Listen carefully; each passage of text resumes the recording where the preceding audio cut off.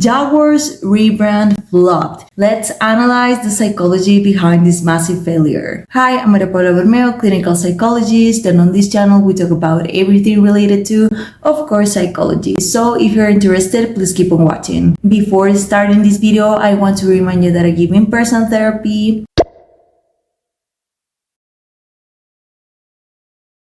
And if you're out of the city, I got you because I also give online therapy. So if you need a consultation, please feel free to reach me out on my social media, my phone number, my email. All of them will be listed down below on the description box as well. So marketing is a tool brands use to connect with people. By presenting ads, they have always tried to show their identity with the goal of reaching a specific demographic. Now, by definition, demographics meaning is the number and characteristics of people who live in a particular area or form a particular group, especially in relation to their age, how much money they have, and what they spend it on. Therefore, by default, when we talk about branding, it means companies try to promote themselves to a defined group of people, so this specific group feels motivated to try their products or, if better, become loyal consumers. For example, Gymshark is directed to people that want to be active but also want to feel comfy and look cool while doing so. Sugar cereals try to connect with children by using animated characters as their image,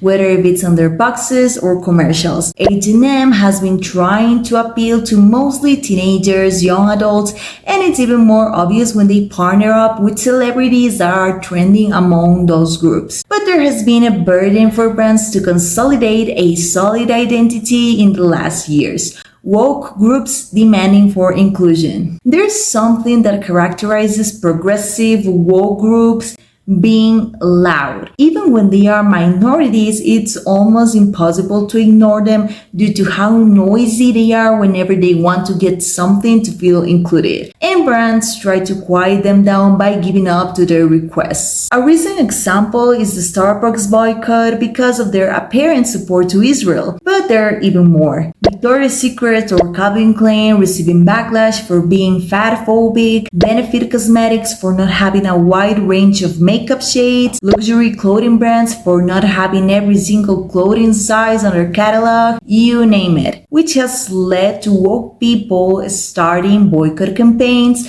which surpass the online world. They have even gone to the stores of said brands to demand to be included, even when that is annoying for the employees who are not able to change the entire brand's direction because that is not in their hands. But these protests have made brands feel pressured to renew themselves, and all of a sudden they drop ads full of wokeness. But guess what is not present in their commercials? The actual product they want to promote, the literal identity, which is what happened to Jaguar recently with this ad.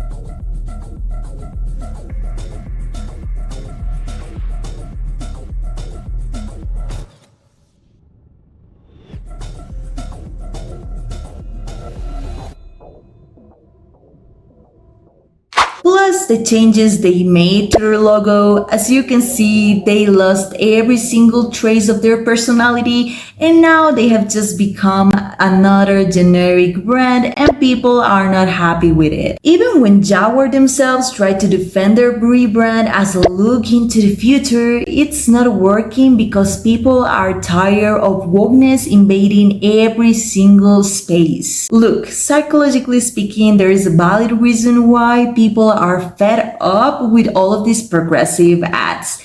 Their brain is saturated of them. Do you remember that back in 2019, 2020, this song called Dancing Monkey was trending all around the globe? You just couldn't escape from it. In a boutique, that song was playing. On the radio, that song was playing. On a party, all of a sudden, the DJ played that song. You opened your social media and there were plenty of stories and tons of content with that song. to the point that everyone got exhausted of it, and now we don't listen to Dancing Monkey anymore because it is disgusting. The same is happening here. If you happen to take care of yourself, try to eat mostly balanced meals and explicitly say that you do it because you are prioritizing your body, you are suddenly fatphobic and you have tons of people trying to educate you. If you don't agree with trans women competing with biological women or entering on their bathrooms, you're suddenly transphobic. If you happen to disagree with illegal immigration because it opens the door for criminals to invade safe countries and its citizens, you are deemed as racist, xenophobic. If you only say that Israel defended themselves from Hamas attacks, well, you're tagged as a Zionist, as a Nazi. In other words, if you don't say yes to everything woke people tell you, they attack you. This made normal individuals get quiet for so long, and quiet versus loud, it's obvious who is going to be listened to. But here's the thing. As normal people got quiet for so long, they repress their feelings to avoid having problems, but it's just like a bomb that is loading. At one point, it's going to explode, and normal individuals are exploding right now. Maybe not in a loud or ready to fight way as woke people do, but yes, by rejecting wokeness in things that historically were not woke. In the case of Jaguar, the brand we are talking about, they were known to be appealing for men that embrace their traditional role as strong, determined individuals.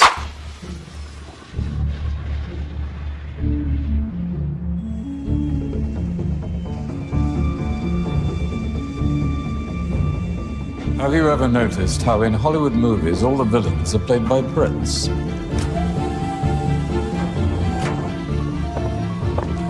Maybe we just sound right. Good evening, sir. Thank you, Mary.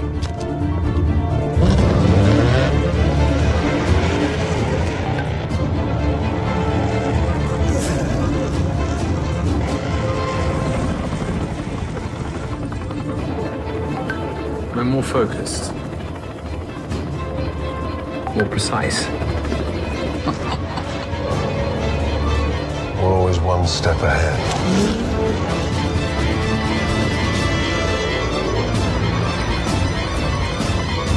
With a certain style, an eye for detail. And we're obsessed by power.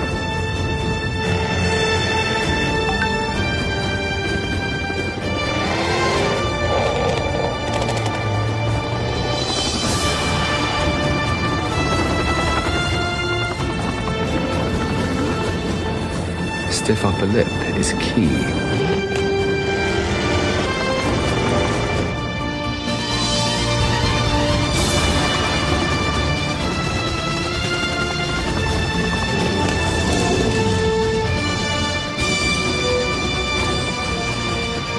And we all drive Jaguars.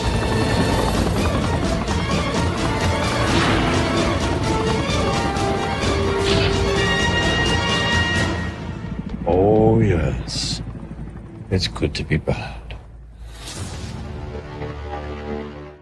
It was appealing for masculine men that wanted a masculine car, and it was okay. That was the demographic they were directing their products to for years. They had loyal customers even when their sales decreased significantly because they haven't dropped a new model in years. But imagine that as a loyal client, all of a sudden your favorite brand comes with a new campaign which you don't identify at all. It is disappointing and you just don't want to consume their products anymore. Even less when with this new ad, you don't even know if they are promoting cars. Again, people have just gotten saturated with so much wokeness that has been pushed into their faces lately. The last thing they needed is ultra masculine Jaguar to become woke as well. And this is why there are other brands that are being more than well received by the public now, because they are not giving up on their essence to satisfy a small group of screaming people,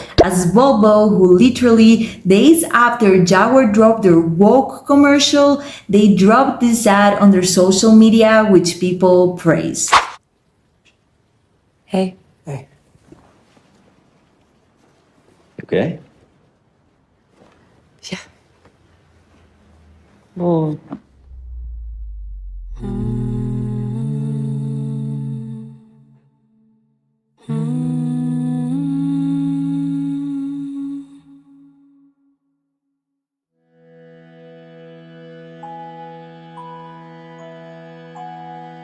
Hey, love. Hey, Mum. How are you guys? How you doing? Yeah, we're good. Something wrong? No, but we've actually got something to tell you. Kate's pregnant. Oh, I'm joking. You're gonna be a grandma. Oh my god. How does it feel? I'm scared, Mum. Why are you scared? About it all, you know? The nights, the responsibility, like, we're gonna need a bigger place. Help with all that. I know, bless you, you're so sweet. I've got this feeling that we're gonna have a daughter. Just as stubborn as her mum. Oh, hopefully not. The family's large. Now that's a legacy she might have to live with. She might be the reason we tied a knot. What if I don't do good in class? I just want to say and do the right things, you know? I want to see the world with her. I'll also be happy staying home, doing nothing, letting her be a kid. Are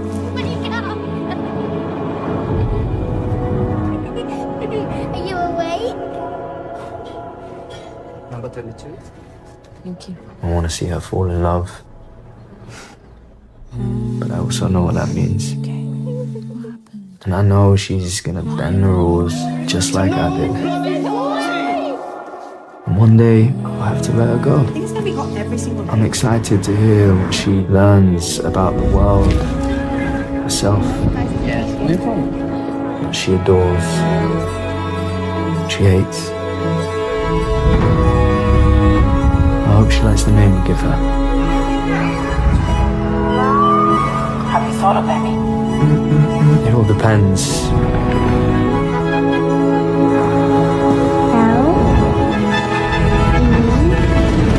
We like Leia.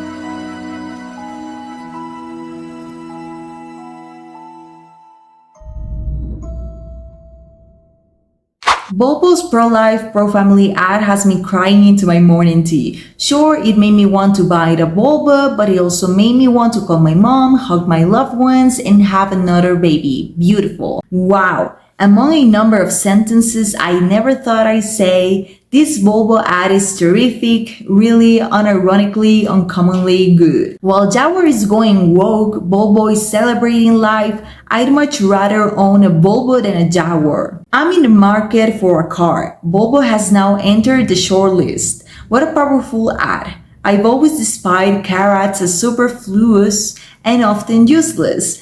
But this is beautiful and marketing genius in terms of who it's aimed at. Leaving aside the pro-family aspect of the commercial, which not everyone will agree with, the message goes beyond that and it's clear at the same time. They might show the car for like 40 seconds, but it's clearly a car promo. It shows that it's good quality, long-lasting, so you will be able to make tons of memories with your loved ones, which usually are family members. It literally tells you that you and your passengers who could be family family will be safe in the car, so you won't need to worry about anything but enjoying precious moments. And yes, it shows a family to most likely appeal to families that are looking for a family car. It makes sense. Volvo has an identity and a demographic that they are clearly portraying in their ad, which builds a stronger connection with potential customers. Plus, it goes against the norm nowadays. In a world in which every commercial needs to include every single vulnerable group in their over-the-top extravagant ads, their commercial is different.